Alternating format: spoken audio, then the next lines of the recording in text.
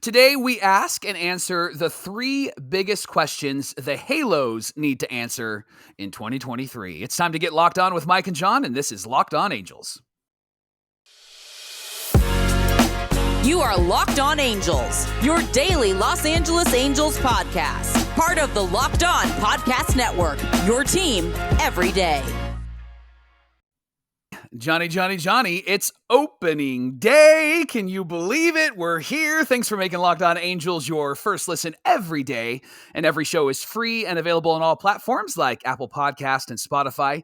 And you can help us out by giving us a rate and a review. And if you're watching on YouTube, hello. And make sure that you're subscribed and click that bell to be notified every time a new episode drops. Thanks for being here for this episode of Locked On Angels, where it's your team every day. You've got the Frisch Brothers here with you, a.k.a. the Super Halo Bros. My name is John, and that's my brother Mike. And my name is Mike, and that's my brother John. Happy opening day to you and yours. Day. That's right, opening day, getting the start up in Oakland. What kind of opening day would it be if the Angels didn't start in Oakland? It's tradition. Year after year Tradition. after year. Hey, get your questions in for Fan Mail Friday tomorrow. Now, I don't want anybody to freak out. Don't freak out. I don't want you to freak out, Mike. I won't freak out. Don't freak out. Just so you know, tomorrow will be a Fan Mail Friday. So that way Mike and I can take a look at Thursday's game, Saturday's game, and Sunday's game, compile it all for you, and recap the weekend on Monday against the A's, which is the opening series. Yep. Opening day will be in there, Saturday, Sunday. Look, it's not our fault they decided to have a day off between opening day and game 2. So I know they do that to prepare for any weather stuff, but just so you know, tomorrow, Fan Mail Friday, yes. Monday, opening weekend recap. It's going to be a great time. We hope you'll be back with us for Friday's episode. Get your questions in. And today we're answering and asking the 3 biggest questions that the Angels need to address in 2023. Mike, what's our first question? The first question, John, is have the Angels added enough depth around Shohei Ohtani and Mike Trout? Now, they've made some big choices in 2023 to bring in some really important pieces, right? So they went and got some offensive players like Hunter Renfroe and Brandon Drury and Gio Urshela. I think Renfroe is like a perfect piece for this lineup, John. His offense is fantastic. His defense is incredible. And he looked good in Tuesday night's game, hitting home runs and all of that stuff. And I'm really excited about him being in this lineup. Drury, I'm also excited about him being in this lineup. Can play multiple versatility, positions, baby. Right? And he's produced offensively in the last 2 years. And then Gio Urshela, there is some excitement, some anticipation having him in this lineup. He can play a fine third base. He's going to be at shortstop, it looks like, for the Angels this season as well, and has put up some good offensive numbers over the last 4 or 5 years. And here's what I love about these 3 guys. They combined for a 794 OPS last season. The Angels had 11 players with an OPS below 600 last season. So this is the big question. Offensively, have the Angels improved? What do you think, John? Mike, I'm embarrassed that year over year, I have been excited about the teams going into the season. Yep. Maybe I have just been excited about baseball because year over year, I look at, especially the last 3 years, I look at the teams that are coming into the season and compared to now, and I go, what the heck was I thinking? What, yes. what possibly got me excited? Why was I excited about Tyler Wade? Yes, precisely. Yes. Precisely. And the fact that all of national media, all Angel fans have called for, put a dang supporting cast around Shohei Ohtani and Mike Trout. Would you please, Artie Moreno and Perry Manassian? And really, it would be nice to have a Trey Turner at shortstop. And I think it was very indicative of the spending / budget / luxury tax limit the Angels have, considering the Angels didn't get Trey Turner and Renfroe and Drury and Urshela and Anderson, right? But they spread the wealth. They put a supporting cast around our 2 superstars. Yep. because we have superstars. We do. That's who Ohtani and Trout are. And by virtue of that, Rendon, who's looked fantastic this spring, which I'm excited to see. He had a RBI double against the Dodgers the other night with a big smile on his face. I think he knows. I think he saw all of the nonsense being spouted about him. Yeah, right. Maybe he listened to Locked On Angels where we said, hey, if he wins, then we all win. Hi, Tony. All that to say, I am so excited for the offense coming into this season. And, Mike, with losing Max Stassi and Jared Walsh, that would have been a disaster. Devastating, right? Yes. And this year it's like, oh, well, shoot, I hope they get better. Right.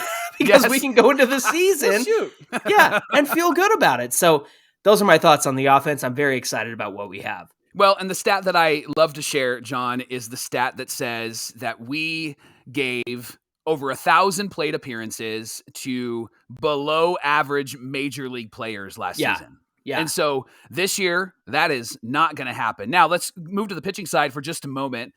We signed Tyler Anderson, which is really exciting. Was 15-game winner last season. He's looked great this spring. He looked great against the Dodgers this week.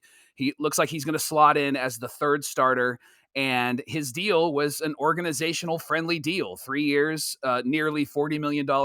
Angels also signed Matt Moore and Carlos Estevez. And we're going to talk a lot about the rotation in the next segment, but depth was necessary because of injuries, John. And you mentioned, Walsh being out and Stassi being out and how it's not that big of a deal. We love those guys, but it's not that big of a deal. It's not going to crush this team. But losing Mike Trout last year, when we lost Mike Trout, that's a big was deal. Devastating, right? Yeah. And so the major question is, will Trout be healthy this season? He played 119 games last year, hit 40 home runs. He played only 36 the season before. Oof. And so where's your head at? Where's your heart at? How many games will Trout play this season? And how much should the Angels really rely upon Mike Trout in 2023? I think if it's 140 games, then it's a win for Mike Trout and this team. Look, the 36-game season, the calf issue, the calf strain, somebody said the calf strain from hell. And I thought that was a great way of putting it. Yep. That one got me. That was a freak thing. And then with the back issues, he's learned to mitigate that. Mm-hmm. And I think, tell me if I'm wrong here.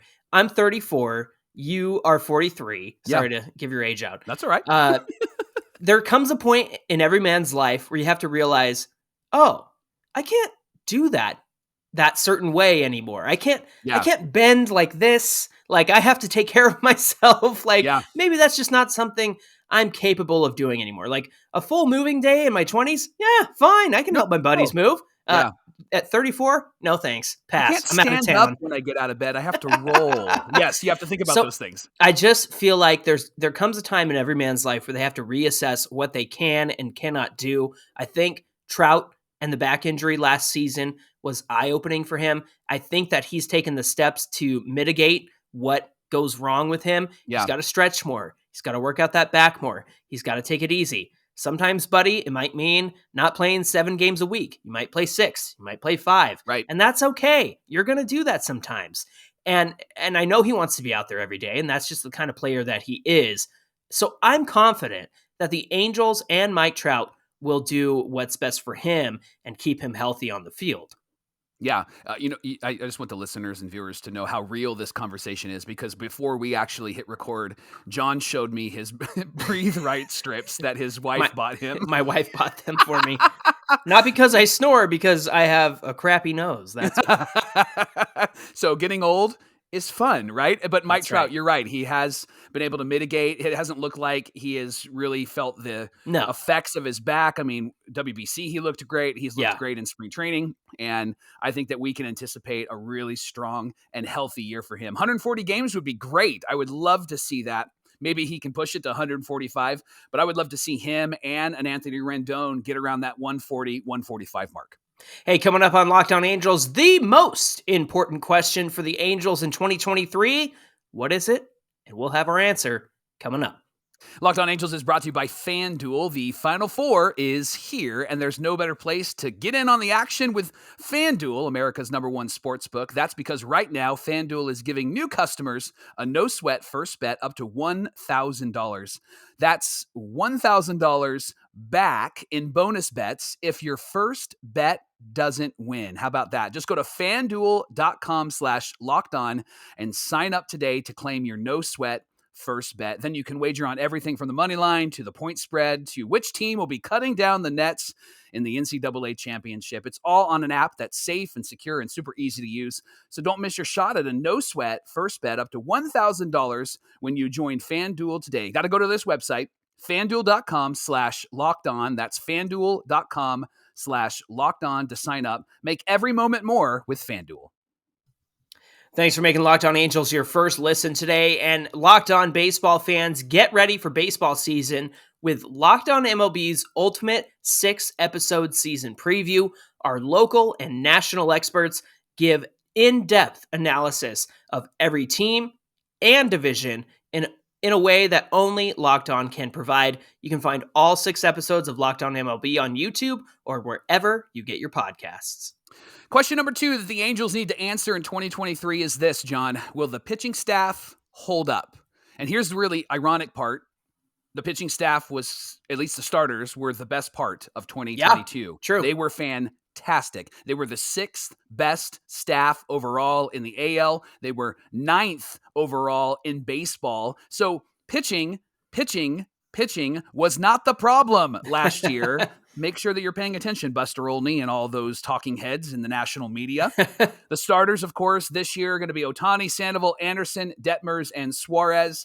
And then as of this recording, there was still some discussion as to where Tucker Davidson would be and where Griffin Canning would be. Phil Nevin said they have their roles already discussed. Perry Manassian said that 6th starter will be somebody that will be a swing man, will be in the bullpen at times. And they even said that they may not use the 6th starter when they have that opportunity, depending on how Shohei feels. So I loved that. But here's the question, John. Can this rotation, starters specifically, can they repeat last season's performance? Do you think they have a chance to even improve upon that? Mike, I've been a fan of Patrick Sandoval for a long time. You have. And I remember discussing him with you previously, even before we started podcasting. And I was not kind because I was frustrated with him. So you have been a fan from the beginning and I have not. And I just felt like there was something there that was going to come through. And we've seen that. He showed that when he had to make that, quote, like that proto emergency start because Shohei was late to the A's game, thanks to Kurt Suzuki. So then that's what got everybody's attention on Patrick Sandoval. And then 2022, busted out, looked fantastic. Mike, I was at Detmers Day, number 1 against the A's. And that's a tough lineup to go against, but I was there for it with my wife. We went to Detmers Day so that we could say, hey, when Reid Detmers is a stud, we can say we went to his first ever major league start. And you know what? The difference is night and day. Yeah. I was rooting for him then, and I root for him now. But the fact is, he is not the same guy from Detmers Day number 1. He is a stud, and I really think that both those guys are going to come through and shine through this season. Maybe Sandoval even gets some Cy Young consideration this year because he's been that good. I know the wins and losses have worked against him, but truthfully, that's on the bullpen and not him. He's left so many games with the lead. Yeah. And then there's Tyler Anderson, who looked great against his former team. It looks like we got the better end of the deal because they got Syndergaard and we got Anderson. And that's a good Anderson trade. Looked pretty good. And Mike, you know, I've said this before, but I really think it's worth repeating. Home runs, especially solo shots, don't bother me. And the reason why is this. You made one mistake. Yeah. You left a pitch up in the zone. You left it center cut for the hitter to get. So number 1, the hitter should do that because it's their job. Right. But number 2, it's one bad pitch out of 60, 70, 80, 90 pitches, right? Yeah. And so solo shots, for as much as Anderson and even Detmers, or no, I'm sorry, and even Davidson, and Detmers, you know, he got hit around a little bit on Tuesday, but you think about the fact that these guys are hitting bombs off of them because of one mistake. I'll take a mistake. I don't like repeated hit after hit after hit. Yeah. You know, mistake in the field, Yeah. or you're leaving stuff up, or you're just not feeling it. And that's why I have confidence in these guys, because the mistakes that they make are mistakes that good hitters will capitalize on. Yeah. However, they are pitching consistently. They're striking out guys. I watched Reid Detmers strike out Freddie Freeman, who's consistently at a 300 batting average all the time now. Yep. And then the other guy, Jose Suarez. I think with Jose Suarez, he needed the confidence boost that Phil Nevin gave him last season. And I know Suarez starts out slow, and we've seen that the last 2 years, but I really think that he, as a number 5, I've said this many times, he's a perfect number 5. He'll be a 5 in any rotation because he's not a 1, a 2, or 3, or a 4. He's a 5. And he's going to put up 5 numbers. He's going to put up 5 starts and 5 stats. And I'm okay with that. That's exactly what a 5 should do. And so for Suarez, I think that he'll take a step forward as well, find that confidence. All these guys are young, except for Anderson, but all these guys are so young. Detmers, Sandoval, Suarez, all in their early to mid-20s. Yep. And so there is just a bright future ahead for these guys. I think they can repeat it. I think they take a step forward every year. So I'm excited about this rotation. And let me add to what you just said about, hit after hit after hit and giving up maybe the solo home run and then continuing on. I also would love to see these guys hit the strike zone and throw strikes and not walk, hit, hit, right? And that's where they've really struggled in the past, but you've seen a lot of improvement, especially from a Reid Detmers, who the last game against the Dodgers, I know he struggled a bit with a couple of hits, but I mean, he was hitting 96, 97 in velocity. Yeah, and that just needs control. John, that's huge, right? Yeah. Like, that's huge for him because he was around the 94, 93 mile an hour mark last year. So his velocities really ticked up. And it was Gooby actually talking about on the broadcast how that's not in the arm. It's actually in what you do with your legs and the push off from the mound. And he said that's really an affirmation to the coaching that Detmers has had around him. And so high five to those driveline guys and high five to some of the guys coming in and working with these pitchers to get them to see what they're doing and how they can correct it so that their velocity can go up, their slot where they're throwing the ball.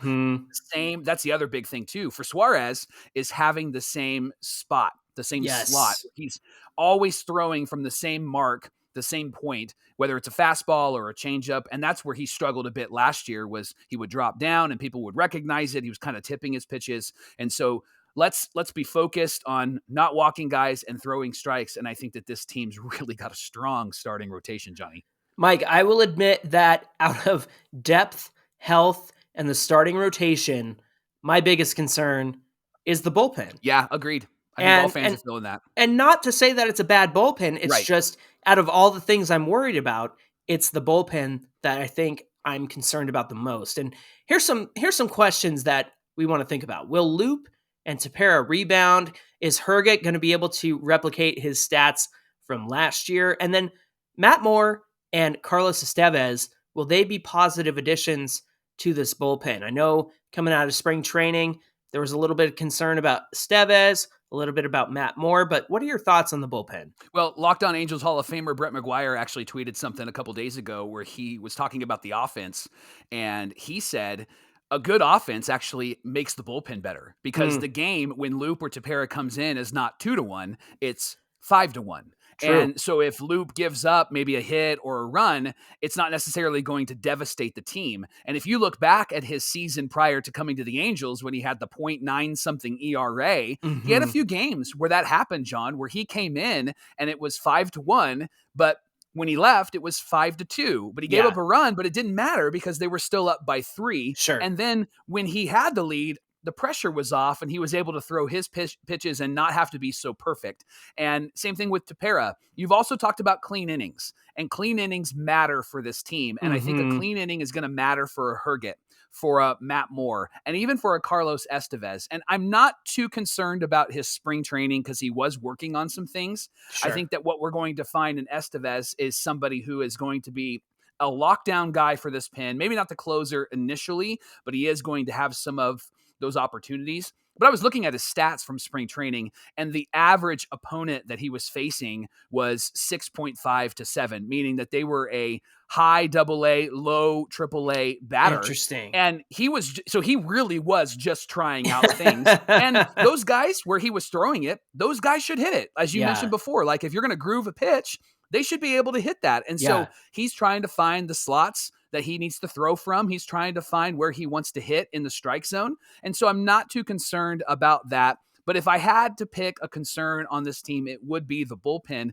But it's not something that gives me palpitations, John. It's something that just causes me to go, let's see what they do. But as we look at this offense, this bullpen is so much better as well. And remember, the offense we had last year got us to a 27-17 start. Yes. And that bullpen was not as good as this bullpen. Sure. And so I think that all signs point to up and to the right for the offense, for the pitching staff, for the bullpen especially. I think for the biggest thing for this bullpen is experience. These are all guys who have been there before. They've done it before.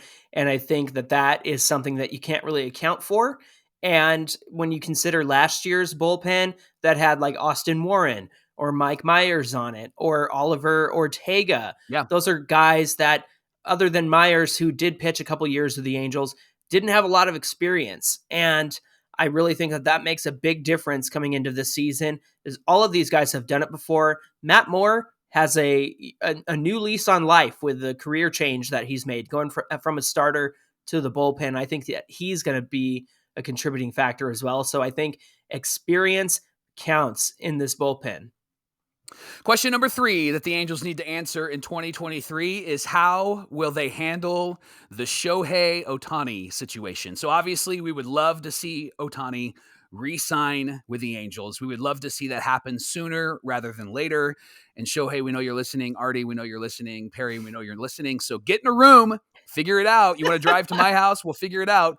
But we're hoping that happens sooner rather than later. It's still kind of up in the air. But then there's been a lot of discussion, John, about, you got to trade Shohei. Doesn't matter where you're at the trade deadline. You got to trade. You got to get something for Shohei. And so we wanted to bring back some information that we shared late last year at the end of the season.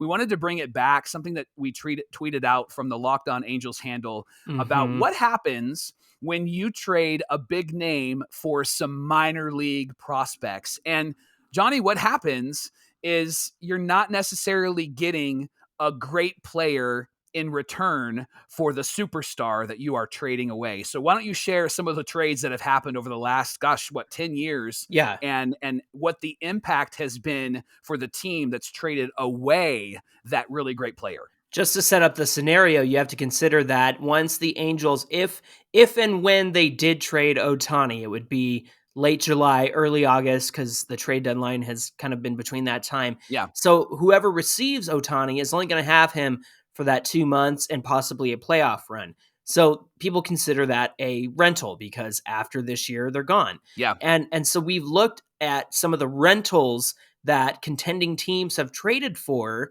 and gave prospects for, but the results of the prospects have not always been successful. In fact, kind of meh. Let me give you an example here. So Yu Darvish was traded from the Texas Rangers to the Dodgers in 2017. Obviously, the Dodgers went to the World Series that year, probably should have won if they weren't being cheated against. And that was a 3-1 exchange. Yeah. So it was Yu Darvish for Willie Calhoun, AJ Alexy, and Brendan Davis. Mike, can I tell you where those guys are now? Please tell me. Willie Calhoun was granted free agency from the Rangers. He's now with the Yankees.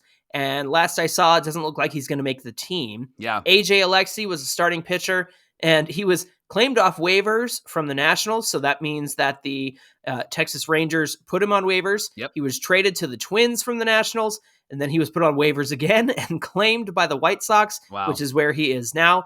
Brendan Davis is a shortstop. He's now with the Tigers, and he's got a career .244 batting average. The only name that I recognize there is Willie Calhoun. So right, that just goes because to we played him in the West, and everybody else would go, Willie who? Yeah, exactly. There's another rental trade, John, and it was the Dodgers that made the trade. Manny Machado from the Orioles to the Dodgers in 2018. It was a 5-for-1 deal. Man, I'm looking at these names, and none of these names really pop out at me. There was Diaz, Kramer, Pop, Bannon, and Valera. And the only one that actually is kind of, sort of still around is Dean Kramer, who had a really great 2022. And then Zach Pop, who went from the Jays and was on the Marlins and the Jays last year and had a really great 2022. The other guys were either back with LA, claimed by 5 teams. Ryland Bannon, by 5 different teams. And then Valera was released in 2021. So the only guy that's still kind of existing in the Orioles organization is Dean Kramer. And that's an interesting, he had a fairly good season last year. Well, that's the biggest thing is the Orioles got all 5 of these guys, and only Dean Kramer is still with them. Zach Pop is now in an AL East rival out of the bullpen, and he's a great reliever in 2022. So it just goes to show that even though the Orioles got 5 guys, they only have 1. And don't get me wrong, Dean Kramer's a great starting rotation piece for this Orioles team who are on the up and up. But out of the 5 they got for Manny Machado, basically it was a 1-for-1 Machado for Kramer, right? Yeah, exactly. The next one, Mike, is Johnny Cueto, who went from the Reds to the Royals in the year that the Royals won the World Series in 2015. It was 3-to-1 exchange and cash. Of course, John Lamb was a starting pitcher. He last pitched in 2018. He had a negative 1.8 career WAR. Former Angel, by the way. Brandon Finnegan was a starting pitcher released by the White Sox in 2022. He's 29 years old. Cody Reid is a free agent who hasn't thrown over 12 innings in the majors since 2018. Prior to that, he actually had, I think, about 50 or 60 innings as a relief pitcher, but he's not even with the majors anymore. Brandon Finnegan was a big name, too. I remember everybody thinking he was going to be a huge name. And then when you said cash, all I could think of, cash? What are you, my uncle or something? And then in 2016, Aroldis Chapman was traded from the Yanks to the Cubs in a 4-to-1 deal. And Gleyber Torres was in that. So many people know who he is. Full-time Yankee, all-star. And then Adam Warren, Billy McKinney, and Rashad Crawford. Each of those guys are not around anymore. Warren was around for 2 seasons, and now he's gone. McKinney was put on waivers and then traded back to the Yankees, and then Crawford never actually made it to the majors. So each of these kind of modern-day last 5-10 year trades really haven't turned out. Again, it became kind of a 1-for-1. Torres for Chapman, and there was Machado and Kramer, and then some deals didn't even work out at all because the Reds didn't really get anybody when they traded Johnny Cueto. John, let's throw it back to a trade in 1998. You know, I'm going to let you take this one just because you watched this go down in 1998. Yeah. This is probably the only trade that actually turned out to be fantastic. Right. Randy Johnson was traded from the Mariners to the Astros in a 3-to-1 deal. The Mariners got Freddie Garcia, Jose Guillen, and John Halama. That was actually a really great trade. Yeah. But we shared 5 trades? Is that what we shared here? And that Randy Johnson trade was 25 years ago.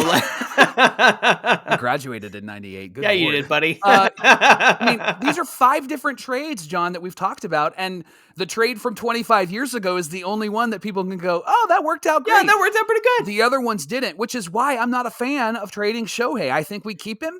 I think we hold on to him. I think if we're just a couple of games under 500 at the trade deadline, you do it. You go for it. We stay with him, and then don't we get like some sort of like comp pick if we lose him? If we can't re-sign him in the offseason, then whoever does sign him will get us a comp pick, right? Okay. And so, is it better for the Halos to get that comp pick?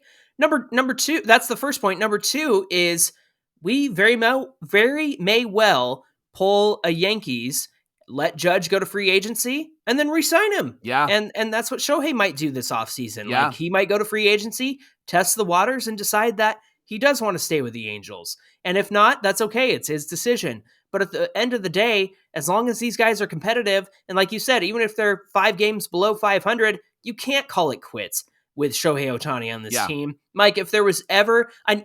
this is what frustrates me. For the past 6-7 years, it's been all or nothing with the Angels, right? It's been, you got to win with Trout, and now it's, you got to win with Trout and Ohtani, and they haven't put the supporting cast around them until this year, right? Which is ridiculous and a complete failure on the Angels organization. Now, why do I think that's changed? Because Perry Manassian is here. Yep. And it's his third year as a GM. We've had one manager and a GM and another GM and another manager. We've had this flip-flop of guys who are trying to implement their philosophy into the Angels. And only Perry Manassian has kind of had some consistency.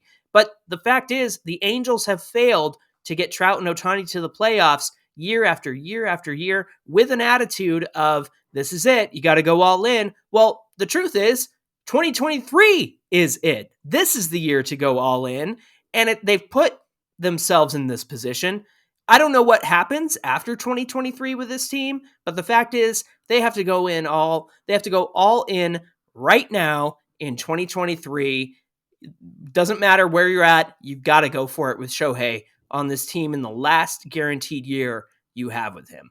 Well, thanks for making Locked On Angels your first listen today on opening day. Now, for your second listen, check out the Locked On Fantasy Baseball podcast. Matt and Dom are going to help you with your fantasy baseball strategies, and you can find their podcast anywhere you get podcasts and on YouTube, and they're a part of the Locked On Podcast Network, your team every day. Hey, be sure you get at us at Locked On Angels on Twitter and at Super Halo Bros on Twitter and Instagram. You're going to want to do that because tomorrow is Fan Mail Friday. Mike, people can also leave us a voicemail, can't they? Yeah, that's actually really fun to hear from you. 714-409-6396. Give us a call. We'd love to hear from you, like our super fan, David Brunn, when he calls us, or is it Barbara in Florida? I love when Barbara calls. Barbara's my favorite, right? And then is it Tracy from Henderson, Nevada? That's right. He's fantastic as well. So wherever you're calling us from, give us a call, and you can call anytime, any moment of the day. And so if you are a fan on the East Coast, or you're a fan watching or listening from Japan, we'd love to hear from you as well. So give us a call, get your questions in, and let's talk about it on Friday. Fan Mail Friday on Locked On Angels. Thanks for being here with us for this episode of Locked On Angels. We'll be back here tomorrow for Fan Mail Friday. Until then, my name is John, and that's my brother Mike. And my name is Mike, and that's my brother John. All right, y'all, take care, and we'll see you back here tomorrow.